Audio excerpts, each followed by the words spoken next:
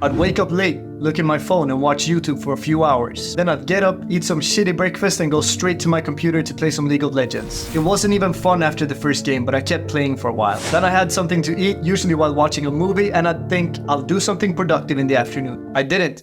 I played more video games. I might have gone to the gym if I felt like it. Then it was time for dinner, and after that it was nighttime, and during the nighttime you obviously play more video games, right? Preferably with a couple of beers or some wine. After that I went to bed and I watched YouTube until I fell asleep with the YouTube video still playing. Isn't that depressing?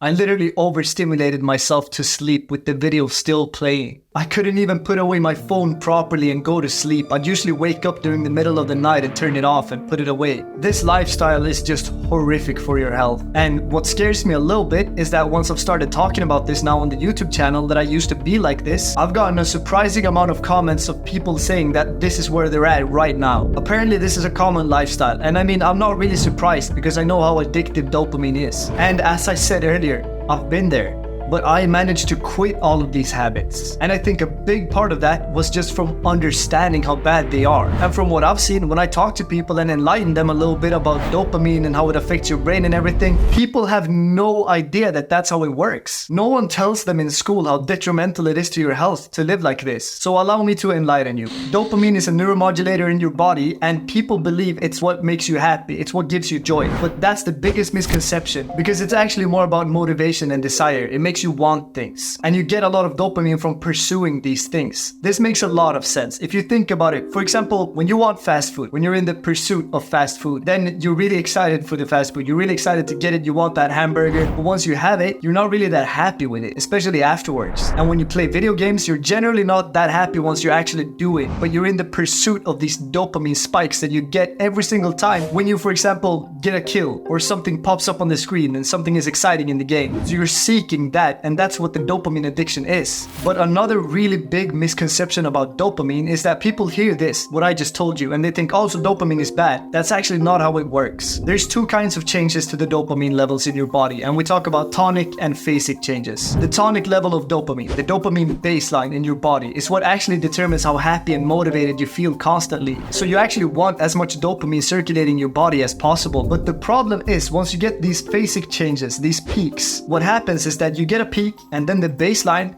is lowered a little bit. So basically, once you do a lot of these activities that give you a lot of spikes in dopamine, like video games, getting fast food, watching porn, watching Netflix, all of these things, then your baseline is going to be lower and lower, and you're going to feel less and less motivated and happy. Like, have you thought about that? These people that overstimulate themselves constantly, they seem like they have no motivation in life.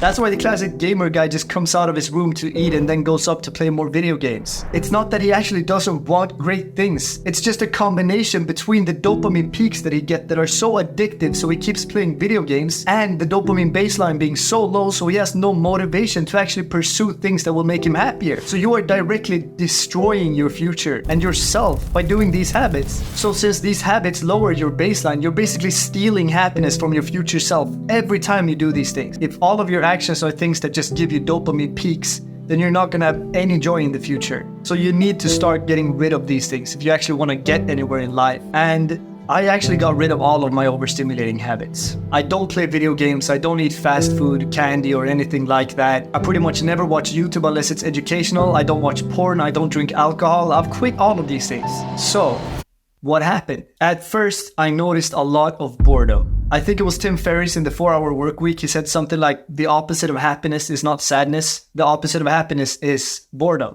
And that's what happens when you have all these habits. You feel constant boredom unless you keep overstimulating yourself. So once you stop overstimulating yourself, you're naturally going to feel a lot of boredom. But what you can do is filling that time, filling that boredom with other things that actually make you happier and aren't as overstimulating. People believe that once you quit these things, there's going to be nothing to do. You're just going to sit on a chair and stare at the wall. But that's not what happens. It's only what happens if you choose to let that happen. I chose to be productive constantly instead.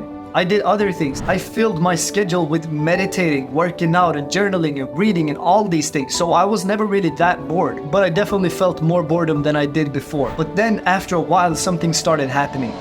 That boredom was leaving me, and I just felt better constantly. So it was like a huge turnaround, because Instead of just feeling joy once I did these things that stimulated me and felt bad in between, I suddenly enjoyed every little thing. And that makes a lot of sense because now I wasn't comparing it to these more overstimulating things, which I did before, obviously subconsciously, but if you're just taking a walk, that's going to be much more boring than sitting inside playing video games. So when some time had actually passed since I did all of these things, I stopped subconsciously comparing them to the less stimulating things. And it's like life just opened up and became colorful. Like, why would you play a video game or watch a movie with some interesting main character in some interesting situation when you can be that guy?